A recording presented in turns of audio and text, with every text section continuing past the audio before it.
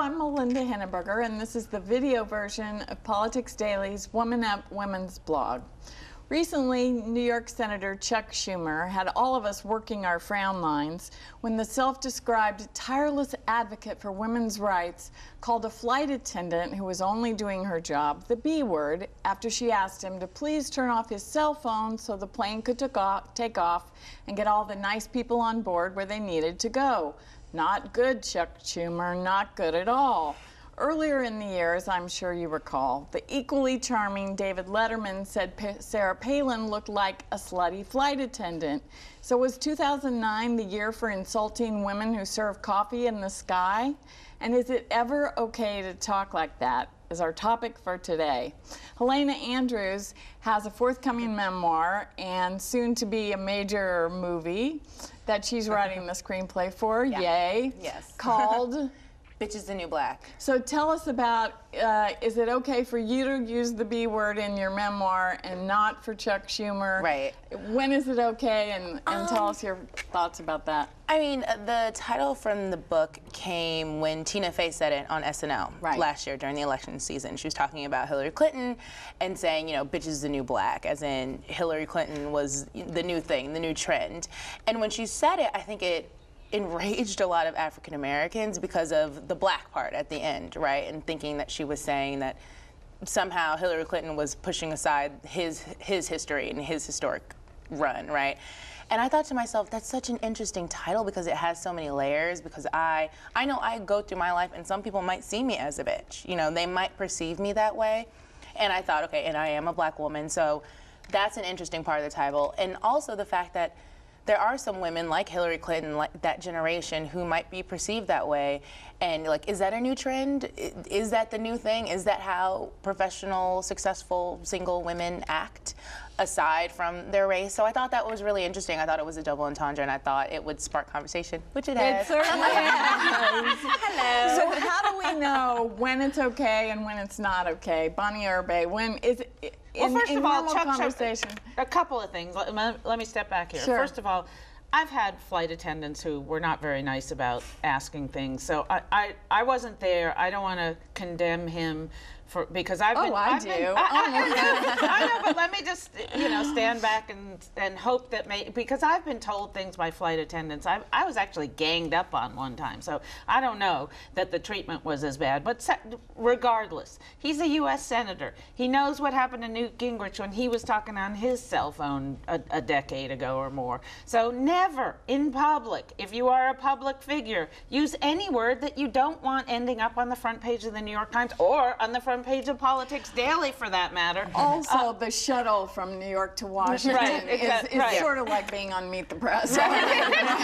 Exactly. So that was stupid on his part. But I do think, using things in private conversation versus in a public place versus online, the B word, the N word, the K word, as I'm of Jewish background.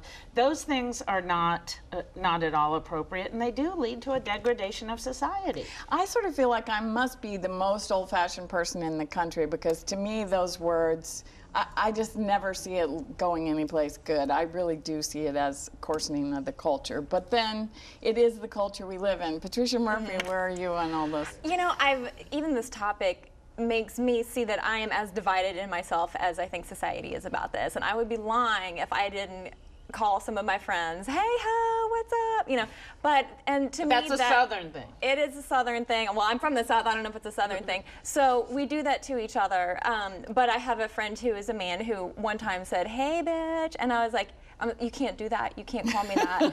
and I really think that it's dangerous to put the B word, to call people bitches, to put that out into society, because you will expect it to come back at you. And so I think you have to be very careful. And after he called me that, I thought about the way I was talking to my own friends. And there's a huge disconnect even within myself. And I think about the B word, and I think about the day that I saw 2 Washington Post reporters suggest that Hillary Clinton buy a Mad Bitch beer. And that was some kind of the most hilarious thing that they could possibly say. And to me, I thought it was the most demeaning thing that they could have said about her. It was a joke. Leave me on and the to floor me, laughing. it just left me enraged, and you know, I think Right. we're all still struggling with it. But if I had a book, I would call it Bitches the New Black. Because what's more empowering than publishing? So I would say I would name a book with the B word. It's definitely a title that will sell. So is there a free speech issue, Emily, you were saying before? Yeah, I mean, I guess my first reaction when I heard about what Senator Schumer said is, of course, because we all know he's not the most polite man in the world. And secondly is, again, what drives me crazy on airlines, is a BlackBerry going to bring down a commercial airline? I mean, why are they always making us turn off our cell phones and BlackBerries? It's really, it can't fly without my BlackBerry. But on the bigger issue of First Amendment, we all have the right to say these words. We can't be told we can't say bitch.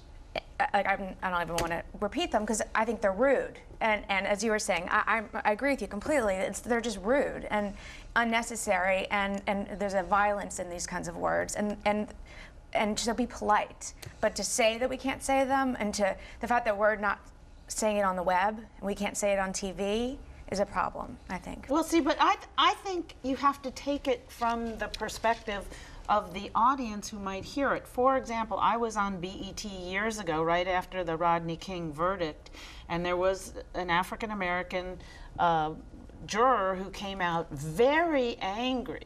And I didn't even use the B word. I said she was acting like a rhymes with witch because of the Nancy Reagan thing. And I got challenged by some woman who took it completely, to heart personally.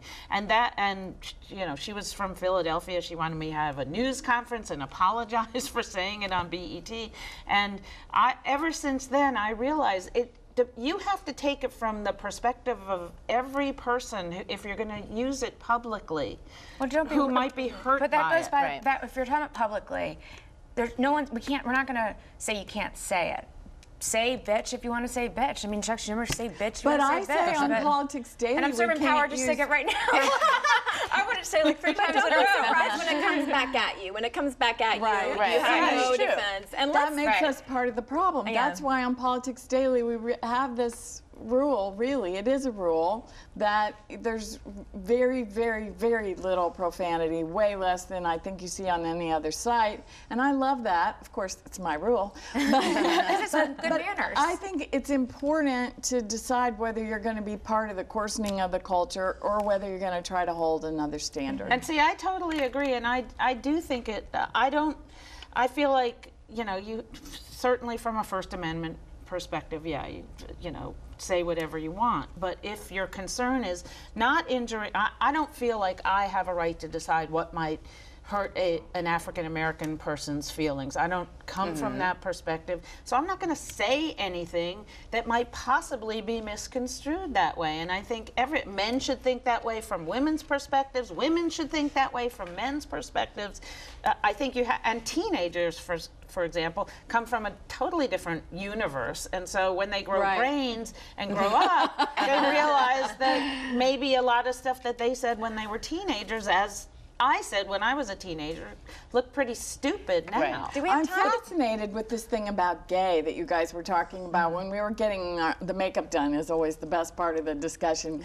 About what you were saying about how saying that's so gay is suddenly okay. Yeah, I was actually kind of a young gay male friend of mine said, guess what? The word gay is back. I'm like, what? He goes, I didn't know it went away. No, he's like, it's like how, well, for a while you couldn't say, we used to be able to say, that's so gay, as in like dorky or queer, another word we sort of can't use. But then everybody got offended and the PC police took over and we weren't allowed to say that's gay in reference to being sort of not cool, be the reference. And he said, isn't it like a present coming back to you? You get to say, it's gay again. And he's gay, so I got like the check off. And I said to Helene, I checked with like the 30-something gays too to make sure it was like clear with everyone. And he's like, it's like having an old friend back. Intent matters. But there's more than that. I mean, that's funny because my mother is a lesbian. I talk about it a lot on the site. I talk about it a lot in my book, obviously. And going back to the title of my book, like, it bothers her sometimes to say, like, she wants to tell everyone I wrote a book, but she's like, oh, but here's the title of it. And my mother would never, ever in life say, like, oh, that's so gay or that's so that and that about herself. at the same time, she's not 15 years old. No, she's not, of course. Right. She's, you know, a grown-up, obviously. But at the same time, Audre Lorde's book, Zammy, A New Spelling of My Name, speaks to my mother. And Zammy is a derogatory term about lesbian women. And that book spoke to her, and it was a good book. And that's all I have to say. We got to leave it there, unfortunately, but have a non-profane and wonderful holiday season. And we'll see you in the new year. Thank you very much.